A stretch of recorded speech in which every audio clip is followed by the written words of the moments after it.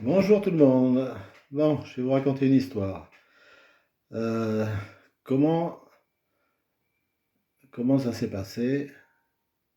Comment s'est passée la seule et unique fois où j'ai essayé de goûter un joint, un pétard, du hashish. Une seule fois, ça m'est arrivé. Donc nous étions jeunes et fringants, de joyeux militaires, 18-20 ans, appelés par l'armée pour faire l'année. Et nous avions d'abord 4 mois de classe à faire. Les classes, c'est la période pendant laquelle on apprend à combattre, à monter des embuscades, les éviter, etc., etc. Et servir des armes aussi, pistolet automatique, pistolet mitrailleur, mitraillette, fusil mitrailleur, lance-roquettes anti-char, les grenades, etc. Euh, nous, avions, nous devions apprendre à nous servir de beaucoup d'instruments, de ceci, mais aussi des décapsuleurs de bouteilles de bière, très important à cette époque, puisque le soir, nous nous retrouvions dans une sorte de bar qui était dans la caserne, qui était réservé aux militaires, c'était fermé, et donc on décapsulait nos canettes. Et, euh, et ceci jusqu'à 21h maxi, même avant, puisque nous devions regagner nos chambres, parce que un supérieur faisait le tour pour vérifier si on était bien là. 21h, c'est tôt, mais le lendemain, il fallait qu'on se lève très tôt. Il se trouve qu'à l'époque, il nous faisait lever à coups de clairon qui sonnait au milieu de la grande place, donc à 5h du matin, et nous devions aller faire un footing à jeun avant le petit déjeuner, chose que je ne ferai plus maintenant. Donc à 5h, on partait faire un footing en survêtement bleu clair, si je me rappelle bien, des baskets bleu foncé qui ont été à la mode d'ailleurs quelques années plus tard. Ensuite, on revenait, qu'est-ce qu'on faisait après? On revenait, on prenait nos douches, on s'habillait en treillis, il fallait se mettre en rang dehors et au pas aller jusqu'au réfectoire pour enfin manger. 5 heures du matin. Donc, j'estimais quand même que ça faisait un peu tôt, 5 heures du matin pour faire ça. Donc, j'ai pris l'initiative à un moment d'écrire un courrier au colonel pour lui dire ce que j'en pensais. En lui disant que si éventuellement il voulait réviser ses horaires et nous faire lever vers 7-8 heures du matin, ça serait quand même préférable, on serait tous plus en forme. Et bon, je n'ai jamais reçu de réponse à ce courrier.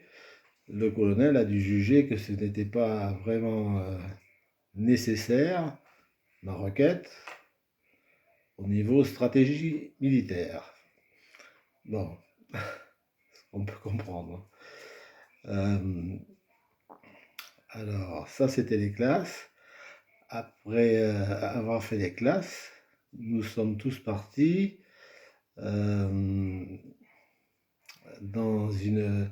Alors, chacun, enfin, on a été répartis par plusieurs, donc nous on était 8, je crois. Chacun a été réparti dans toute la France, dans des brigades de gendarmerie. Alors, donc nous avons intégré une brigade de gendarmerie où on ne dormait pas, on dormait dans une caserne militaire plus loin, je ne sais plus de quelle arme. On dormait là-bas, on avait une grande chambrée pour nous tous, et on mangeait le midi là-bas.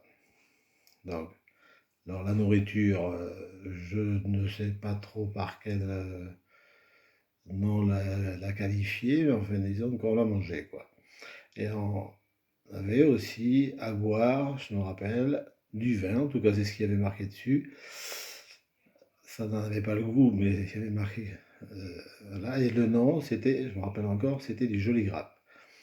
Mais alors, c'était sans doute fait pour accélérer la digestion parce que euh, aussitôt avalé, on sentait un effet immédiat dans l'estomac qui, euh, qui travaillait et qui devait même forcer pour, euh, pour combattre plus que la nourriture, combattre le liquide ingurgité.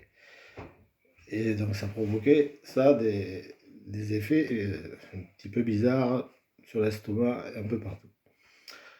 Je me souviens qu'un soir, un de mes camarades, un soir d'hiver, dans la chambrée, c'était un poêle à fioul.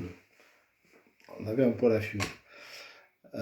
Donc il s'est dit, on va monter une bouteille, on va en mettre dans le poêle, on va voir ce que ça fait. Donc il arrive en haut, il ouvre le poêle, il verse quelques gouttes, enfin la moitié de la bouteille dans le poêle, et à ce moment-là, il opéra un mouvement immédiat de recul parce qu'une flamme venait de monter, et là, il ferma vite le couvercle avant qu'un incendie ne se propage parce que on ne voyait pas trop comment on aurait pu expliquer ça, même par écrit, à la hiérarchie, avec les détails, comment expliquer que la chambre a pris feu parce qu'on l'a arrosé au Joli Grappe.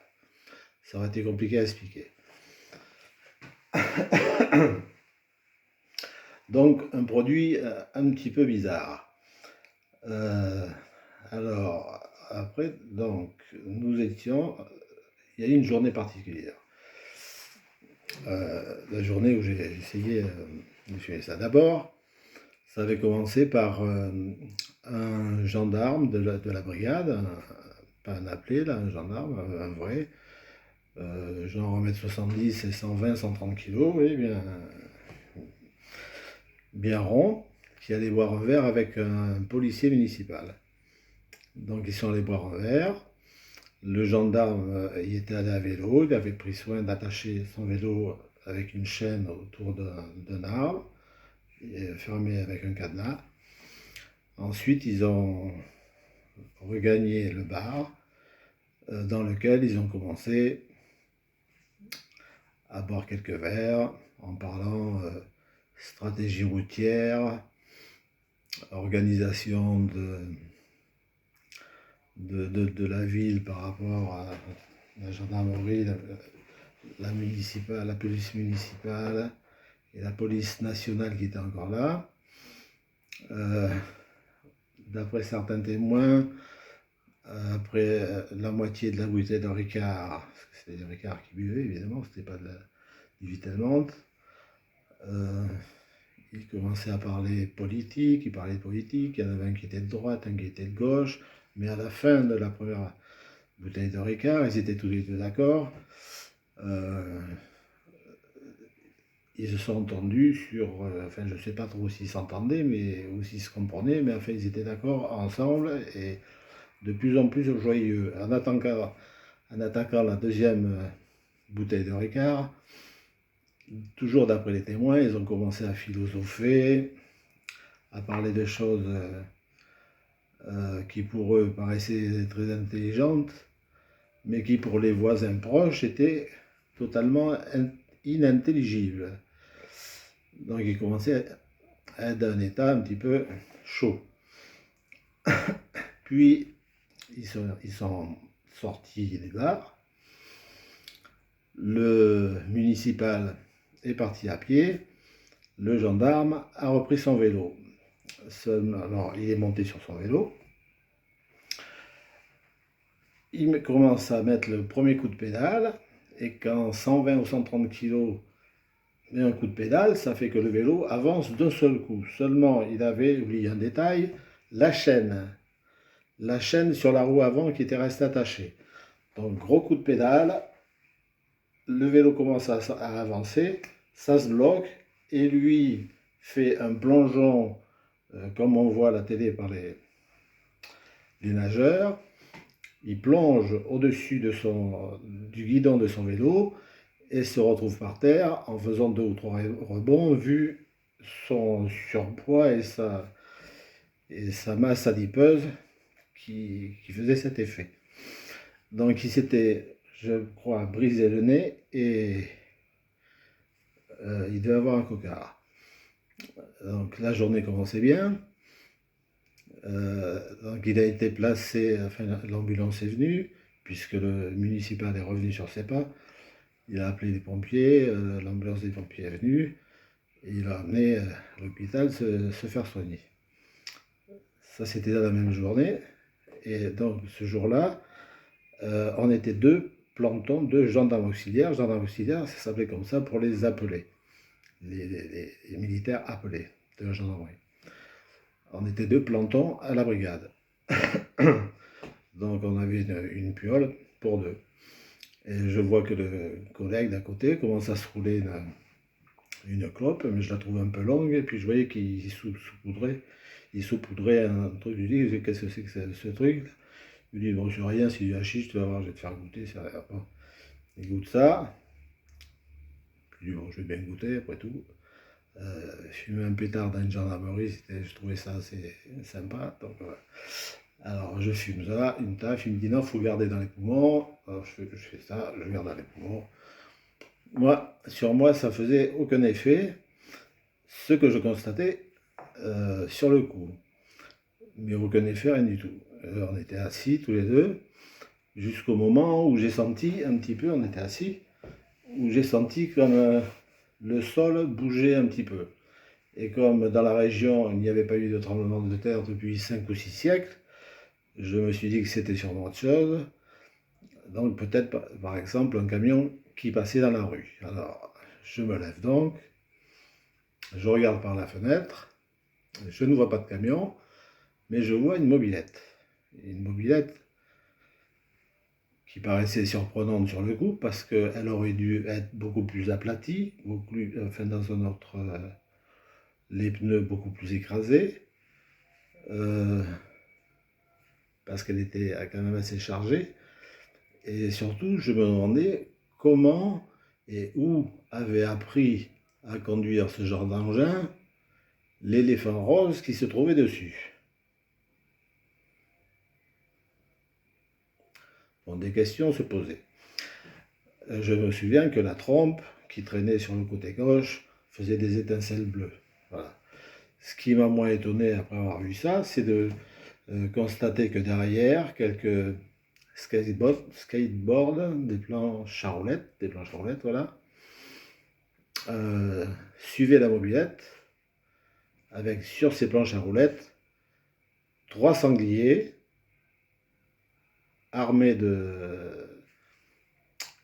d'arbalètes, qui le pourchassaient. Donc là, je me suis dit que le vin du midi, le joli grappe, devait commencer à faire son effet. Et alors, heureusement que, puisque le gendarme qui était de service était à l'hôpital déjà en arrêt maladie pour cause d'accident du travail, on va dire, c'était la raison invoquée, il n'était pas là, au moins le municipal était là pour veiller et remettre tout ça en ordre, parce que ça pouvait paraître bizarre au premier coup d'œil, comme ça. Donc, qu'est-ce que là? Et la journée s'est terminée comme ça, et je me suis dit qu'il valait mieux quand même avoir un municipal qui tenait bien debout plutôt qu'un gendarme allongé. C'était plus sécurisant. Voilà. Je pourrais développer, je pourrais vous faire, avec cette histoire, je peux vous faire 50 minutes, si vous voulez. Là, je vous l'ai fait courte, parce que c'est une vidéo. Voilà. Bon, allez, je vous embrasse. À bientôt.